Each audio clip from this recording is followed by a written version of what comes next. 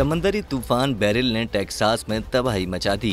लाखों अफराद मुतासर, सैकड़ों परवाज़ें मनसूख। बहराव क़यानूस में उठने वाले समंदरी तूफान बेरिल ने कई जज़ायर पर तबाही मचाने के बाद अब अपना रुख अमरीकी रियासत टेक्सास की जानिब कर लिया है। तूफान की शिद्दत में इजाफे ने हर तरफ तबाही मचा दी है। तूफान के ज़ेरे असर टेक्सास के साहिली इलाकों में तबाहकुन हवाओं और तूफानी समंदरी लहरों की जद में आकर 4 अफराद हलाक हो गए, जबकि 8 अफराद को रेस्क्यू किया गया। टेक्सास के जुनूब मशरिकी हिस्से में 20 लाख से ज़ायद अफराद बिजली से महरूम हो गए।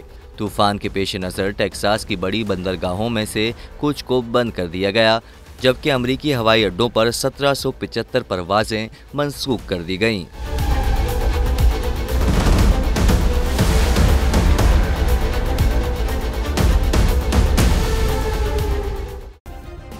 सब्सक्राइब करें और बेल दबाएं ताकि कोई खबर रह न जाए।